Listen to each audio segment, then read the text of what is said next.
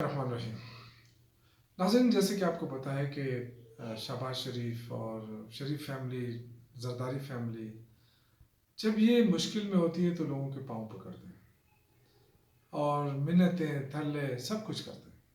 ان کے لیے سب کچھ جائز ہے. اور جیسے یہ بہتری کی طرف جاتے ہیں پھر اپنے دوستوں کو پھینک دیتے ہیں. ریسنٹلی مثال نے مولانا فضل الرحمان صاحب کو پی ڈی ایم کا سربراہ بنایا. اس کے بعد آپ نے دیکھا کہ الیکشن ہوئے، پھر یہ دونوں مل کے انہوں نے حکومت بنائی، مولانا صاحب کو باہر کر دیا. آج جب یہ دلدل میں پھنس گئے ہیں، نکلنے کا کوئی راستہ نہیں ہے، تو دوبارہ مولانا فضل الرحمان کی در پہ پہلے زرداری پیش ہوئے، پھر اس کے بعد شہباز شریف آئے، منتیں کی، پاؤں پکڑے. اب یہ تو میں سمجھتا ہوں کہ پہلی دفعہ مولانا صاحب جو ہے وہ سمجھداری کا مظاہرہ کیا انہوں نے، کیونکہ اس دلدل میں پھنسنے کے لیے اگر وہ چلے گئے تو ان کی پوری زندگی کی سیاست ختم ہو جائے گی. اس وقت آپ دیکھیں ملک کے کیا حالات. 2 سالوں میں 27,000 ارب کا قرضہ بڑھ گیا. یہ 27,000 ارب کہاں لگے ہیں؟ کوئی بتائے تو صحیح نا. یہ خون چوس رہے ہیں لوگوں کے، مہنگائی ہے، اوپر سے IMF کی شرائط بڑھتی جا رہی ہیں، قرضے بڑھتے جا رہے ہیں. 2 سالوں میں 27,000 ارب کا قرضہ بڑھا. آپ یہ دیکھیں کہ تقریباً 18,000 پلس ارب، 18,000 ارب کا قرضہ انہوں نے رواں سال واپس کرنا ہے.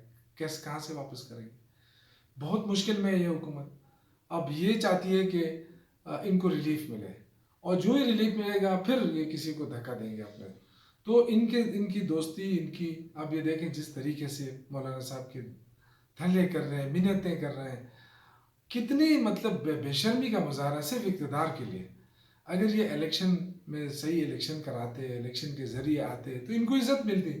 لیکن آج ان کو عزت نہیں مل رہی ہے، پاکستانی عوام ان کو نہیں مان رہے. فارم 47 کی گورنمنٹ ہے.